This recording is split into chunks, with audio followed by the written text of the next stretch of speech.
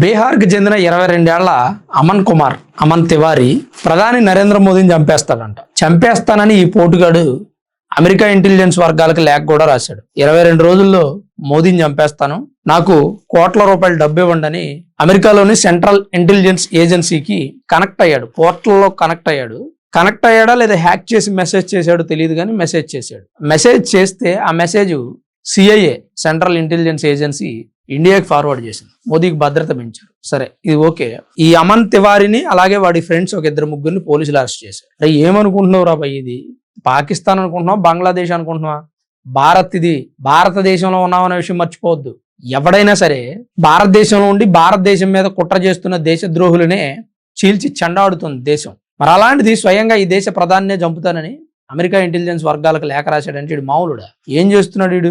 2 angles లో మనం మాట్లాడుకుందాం వీడి గురించి, అమన్ తివారీ గారి గురించి. ఒకటి, ఇండియాలో బాగా మానసిక రోగులు ఎక్కువైపోయారు, అందులో అమన్ తివారీ గారు ఒకడు. భారతదేశం అత్యంత సెక్యూరిటీ కలిగినటువంటి దేశం, రక్షణ రంగం బలంగా ఉన్నటువంటి దేశం, పెద్ద ప్రజాస్వామ్యం, ప్రపంచంలోనే అతిపెద్ద ప్రజాస్వామ్యం. అలాంటి ఒక దేశానికి ప్రధాని అయినటువంటి వ్యక్తికి సెక్యూరిటీ ఏ రేంజ్ లో ఉంటుందో వాడికి తెలీదా? అసలు ప్రధానిని చంపేస్తానని సిఐఏకి మెసేజ్ పెట్టాడంటే ఇటు మానసిక స్థితి ఏ విధంగా ఉందనేది ఫస్ట్ టెస్ట్ చేయాలి. ఇది మానసిక రోగుల పరిస్థితి. ఇంకో రకం మానసిక రోగులు ఉన్నారు. వాళ్ళు ఏంటంటే దేశంలో జరుగుతున్నటువంటి అభివృద్ధి కానీ, భారతదేశంలో ఉన్నటువంటి మౌలిక సదుపాయాలు కానీ, భారతదేశంలో ఉన్నటువంటి సెక్యూరిటీ కానీ, ఎంత సెక్యూర్ గా ఉంటారండి. నిన్న ఒక ఆమె ఎవరో ఫారిన్ అమ్మాయి భారత్కి వచ్చి భారత్ లో పర్యటిద్దామని స్టార్ట్ అయినప్పుడు, ఇండియా వెళుతున్నావు కదా జాగ్రత్తగా ఉండు, బీ కేర్ఫుల్ అని సజెస్ట్ చేశారు నా ఫ్రెండ్స్.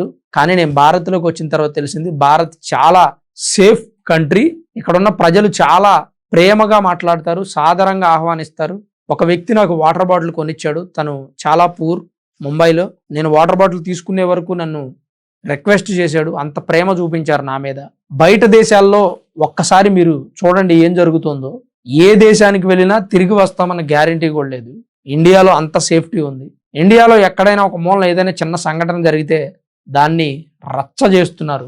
బయట దేశంలోకి వెళితే మన ఒంటి మీద బట్టలు కూడా లేకుండా దోచేస్తారు, మన ఆర్గాన్స్ కూడా అమ్ముకుంటారు. అంతటి ప్రమాదకరంగా ఉన్నాయి బయట దేశాలు కొన్ని ప్రాంతాలు. మీరు అమెరికా కానీ, ఆఫ్రికా కానీ, న్యూజిలాండ్ కానీ, జపాన్ కానీ కొన్ని చోట్లకు వెళ్ళినప్పుడు ఇక్కడ మన దగ్గర ఉన్నటువంటి దొంగలు ఉన్నారు, చాలా ప్రమాదకరమైనటువంటి దొంగలు ఉంటారు. కొన్ని సినిమాల్లో కూడా చూపిస్తారు అక్కడ జరిగేటువంటి పరిస్థితి. ప్రభుత్వం దృష్టికి వస్తే శిక్ష పడుతుంది, రాకపోతే పరిస్థితి ఏంటి? అయితే భారతదేశంలో ఉన్న మానసిక రోగుల పరిస్థితి గురించి చెప్పాను కదా. ఈ మానసిక రోగులు కాకుండా రెండో వాళ్ళ గురించి కూడా మాట్లాడదాం. దేశద్రోహులు. ఈ దేశంలో ఉండి ఈ దేశం మీద చేదుకాయలు కోస్తూ ఈ దేశంలో అధికారంలో ఉన్నటువంటి ప్రభుత్వాన్ని గద్దె దించాలని ప్రయత్నం చేస్తే ఓకే, కానీ గద్దె దించి ఎవరిని ఎక్కిస్తారు? మంచి వాళ్ళని ఎక్కించండి, లేదే శత్రు దేశాలకు సపోర్ట్ చేసే వ్యక్తులను ఎక్కిస్తే ఎలా? అది దేశానికి ప్రమాదమే కదా. నరేంద్ర మోదీ లాంటి వ్యక్తిని చంపుతానన్నాడు. ఇప్పుడు మనం వాడిని మానసిక రోగి అని ఒక యాంగిల్లో మాట్లాడుకున్నాం. వీడే దేశద్రోహి ఎందుకు కాకూడదు? వీడి వెనక శత్రువులు ఉండి నడిపిస్తున్నారని ఎందుకు అనుకోకూడదు? అమెరికాకి భారత్కి సుంకాల విషయంలో, టారిఫ్లు ఏవైతే ఉన్నాయో దాని విషయంలో గొడవ జరుగుతూ ఉంది. పరస్పరం ఏదో విధంగా అమెరికా భారత్ దూషించుకుంటున్నాయి. ఈ విషయంలో క్యాష్ చేసుకోవచ్చు, కొంత డబ్బు వస్తుంది. మోదీని లేపైపోవడం తర్వాత ఫస్ట్ అయితే అమెరికా మనకి డబ్బు ఇస్తుందా ముందు మోదీని లేపడానికి అనే ఆలోచనలో ఉన్నాడు. కానీ ఒక్కసారిగా షాకింగ్ ఏంటంటే అక్కడున్న సిఐఏ మన ఇండియాలో ఉన్న ఇంటెలిజెన్స్ వర్గాలకి సమాచారం ఇచ్చింది. ఆ సమాచారం తెలుసుకున్న పోలీసులు వీడి ఇంటి మీద దాడి చేసి వాడిని అరెస్ట్ చేశారు, వాడి స్నేహితులను కూడా అరెస్ట్ చేశారు. ఉత్తరప్రదేశ్లోని బక్సర్లో పోలీసులు దాడులు నిర్వహించారు. ప్రధాన నిందితుడితో పాటు అతనికి సంబంధించిన ఇంకో 2 అరెస్ట్ చేశారు. ఫోరెన్సిక్స్ దర్యాప్తు కోసం ల్యాప్టాప్లు మరియు ఎలక్ట్రానిక్ పరికరాలను స్వాధీనం చేసుకున్నారు. కోల్కతా విమానాశ్రయానికి సంబంధించిన 2022 నాటి కేసుతో సహా నిందితుడు గతంలో బెదిరింపులకు పాల్పడినట్లు అధికారులు పేర్కొన్నారు. ఉత్తరప్రదేశ్ బక్సర్లోని సిమ్రీ పోలీస్ స్టేషన్ పరిధిలోని అరేరియా గ్రామానికి చెందిన అమన్ తివారీ అనే 22 ఏళ్ల వ్యక్తి యుఎస్ సెంట్రల్ ఇంటెలిజెన్స్ ఏజెన్సీని సంప్రదించాడు. ఇది వాడి వ్యవహారం. 22లో కూడా బెదిరింపులకు పాల్పడినట్టు వాడి మీద కేసులు నమోదయ్యాయంట. ఫ్రెండ్స్ని పెట్టుకుని ల్యాప్టాప్లు పెట్టుకుని ఏం చేస్తున్నారా మీరంతా, ఏం జరుగుతోందిరా, ఈ డెన్ ఏంటిరా, ఏం నడిపిస్తున్నారా అన్నట్టు లోపల ఏదో నడిపిస్తున్నాడు. మొత్తానికి దొరికిపోయాడు. వీడినైతే లోపలేశారు. వీడి వెనక ఎవరున్నారనే ఇన్ఫర్మేషన్ బయటకు వస్తుంది. కాదు, నాకు ఏమనిపిస్తుందంటే మరీ ఇంత అమాయకంగా ఎలా థింక్ చేస్తున్నారా భయ్? ఒక దేశ ప్రధాని ఆయన, నువ్వేమనుకుంటున్నావు? మీ ఊరు ప్రెసిడెంట్ అనుకుంటున్నావా? ప్రెసిడెంట్ కూడా ఫుల్ సెక్యూరిటీ ఉంటుందిరా భయ్? లేదంటే మీ ఊర్లో ఏదైనా వార్డు మెంబర్ అనుకుంటున్నావా? ఎలాంటి డెసిషన్ ఎట్లా తీసుకున్నావు నువ్వు? అసలు మీకు ఇలాంటి ఆలోచన ఎలా వచ్చింది? అని వాడిని అడగాలనిపిస్తుంది. నాకెందుకు వచ్చిందని అడిగే ముందు మీకెందుకు రాలేదని సిగ్గుపడండి అని ఒక డైలాగ్ వేస్తాడేమో.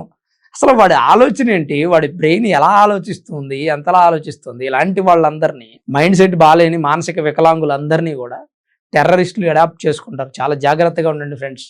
మనం కాస్త వీక్గా కనిపించామనుకోండి, మన మైండ్ సెట్ ఎలా ఉందనేది అబ్జర్వ్ చేస్తూ ఉంటారు. మనం పెట్టే ఫేస్బుక్లో పోస్టులు కానీ, ఇన్స్టాగ్రామ్లో పోస్టులు కానీ, సోషల్ మీడియాలో మనం ఉండేటువంటి టైము, మన యాక్టివ్నెస్ని గ్రహించినటువంటి టెర్రరిస్టులు మనల్ని అడాప్ట్ చేసుకుంటారు, దత్తత తీసేసుకుంటారు, టెర్రరిజం నేర్పిస్తారు, ట్రైనింగ్ ఇస్తారు. మొన్న రీసెంట్గా మనం చూసాం, విజయవాడలో 3 ఉగ్రవాదులు, వాళ్ళకి సాయం చేస్తున్నటువంటి బ్రోకర్ ఒక ఆమె, సాయిదా బేగం, హైదరాబాద్కి చెందినటువంటి ఆమె రెండో పెళ్లి కోసం ఉగ్రవాదంలోకి కుర్రాన్ని లాగుతూ ఉంది. రెండో పెళ్లి చేసుకోవాలంటే ఎవడో కొన్ని నచ్చినోని చేసుకోవచ్చు కదా, దేశద్రోహానికి పాల్పడడం ఎందుకు? ఇలాంటి అనేక కార్యక్రమాలు మనం సోషల్ మీడియాలో, మీరు ఏదైనా ఇష్టపడి రీల్స్ చేసుకుంటే చక్కగా ఏదో సినిమా రీల్స్, సినిమా డైలాగ్స్ చెప్పుకోండి. అంతేగాని టెర్రరిజాన్ని ఎంకరేజ్ చేసేటట్టు దేశానికి వ్యతిరేకంగా పోస్టులు పెట్టొద్దు దయచేసి. మీరు దేశానికి వ్యతిరేకంగా, ప్రభుత్వానికి వ్యతిరేకంగా పెట్టే పోస్టులు టెర్రరిస్టులను ఆకర్షిస్తున్నాయి. టెర్రరిస్టులు మిమ్మల్ని సంప్రదిస్తున్నారు. 4 మాయ మాటలు చెప్పారనుకోండి, మీరు ఆల్రెడీ మీ స్థితి బాగలా, మీ మానసిక స్థితి దెబ్బతినింది. అందుకనే సొంత దేశం, మన కన్నతల్లి లాంటి మాతృభూమి మీద చెడ్డ పోస్టులు పెడుతూ ఉన్నారు. మాతృభూమిని వ్యతిరేకిస్తూ శత్రు దేశాలను పొగుడుతూ పోస్టులు పెడుతూ ఉన్నారు. అది గ్రహించిన టెర్రరిస్టులు మిమ్మల్ని ఈజీగా కాంటాక్ట్ చేస్తూ ఉన్నారు.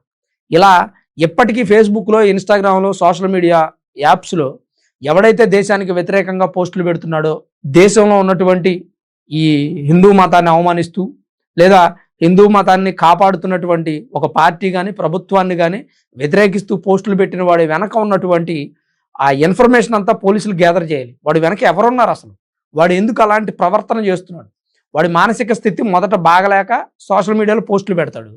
ఈ పోస్టులు కాస్త టెర్రరిస్టులకు చేరి టెర్రరిస్టులు వీడిని కాంటాక్ట్ అవుతారు. ఆ తర్వాత వీడు దేశద్రోహ కార్యక్రమాలకు పాల్పడతాడు. దేశానికి వ్యతిరేకంగా పోస్టులు పెట్టే వ్యక్తులు కాలక్రమేణా దేశ ద్రోహులుగా మారిపోతున్నారు. ఒకసారి నేను మాట్లాడే మాట గమనించండి ఫ్రెండ్స్. దేశానికి వ్యతిరేకంగా పోస్టులు పెట్టే వ్యక్తులు ప్రభుత్వాన్ని ప్రశ్నించే వ్యక్తులు కాదు. ప్రభుత్వాన్ని ప్రశ్నించే వ్యక్తులు, నిజాయితీగా జర్నలిజం చేసే వ్యక్తులు ఇంకా చాలా మంది ఉన్నారు. మనం సోషల్ మీడియాలో చూస్తూనే ఉంటాం. ప్రధాని నరేంద్ర మోదీ మౌలిక సదుపాయాలు ఎందుకు కల్పించలేదు అని అంటే అతను ప్రభుత్వాన్ని ప్రశ్నిస్తున్నట్టు. ప్రధాని నరేంద్ర మోదీని చంపేసేయండి, ఈ దేశం నాశనం అయిపోతుంది అంటే అతను దేశద్రోహే కదా.